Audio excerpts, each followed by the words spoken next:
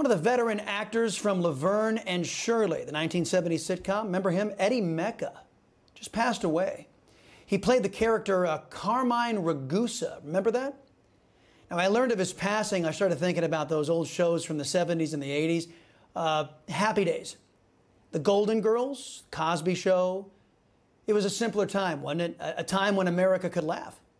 Laugh at ourselves, laugh about the simple joys in life. I remember distinctly the old laugh tracks from those sitcoms.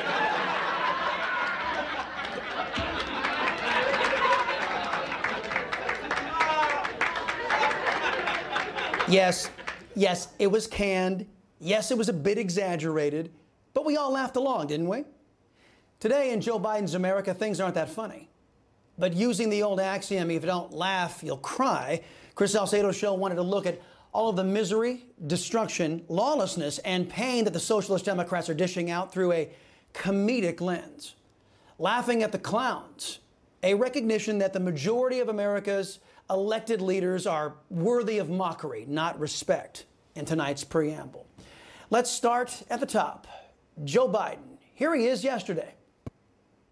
I was saying to a couple of younger members of my staff before I came over, but the many times I've been to Israel, I said, and then all of a sudden I realized, God, you're getting old, Biden. I have known every prime minister well since Golda Meir, including Golda Meir.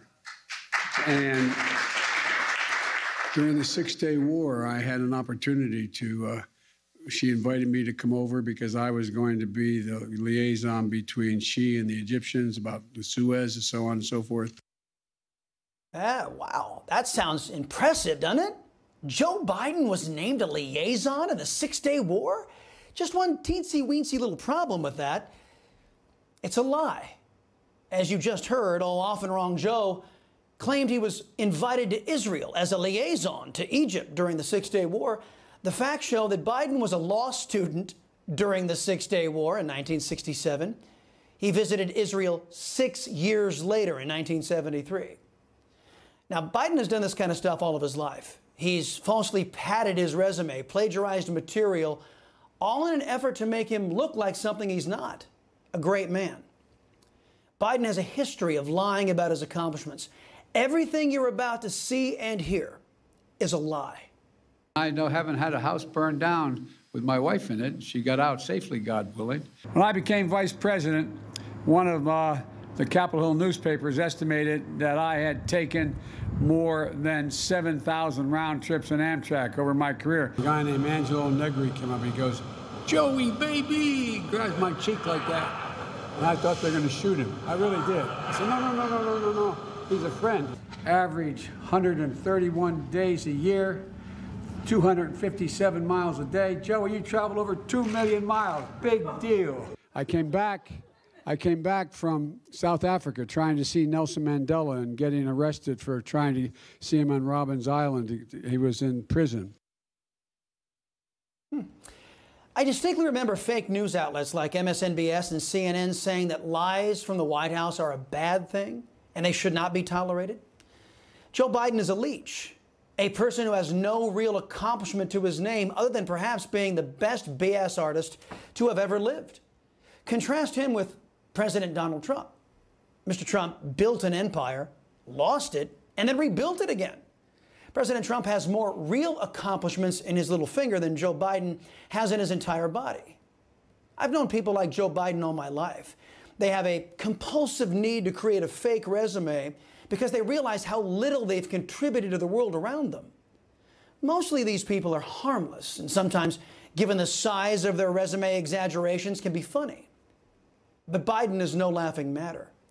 Biden's incompetence has led to, well, an out-of-control pandemic, skyrocketing inflation, thousands of Americans and vetted allies left behind in Afghanistan, and a failing economy. Case in point, the jobs numbers were released today. Economists expected that 573,000 jobs would be created. Biden and his socialist policies only produced 210,000 jobs in November. And being every bit the charlatan liar that Joe is, he said it was great news that his policies led to missing jobs expectations by nearly 2/3. It would be funny if it weren't so pathetic. Speaking of pathetic, the woman who is in charge of the House, the woman who is third in line to the presidency. We have a bill in the House. It's the McGovern bill. It's a stronger bill than it's a bill that we could have freestanding, or a bill that is in the Eagle Act that is part of the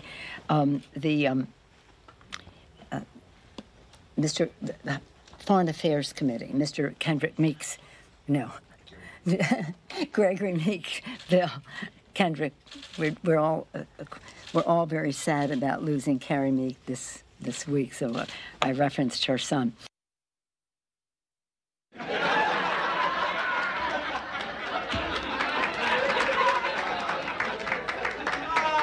I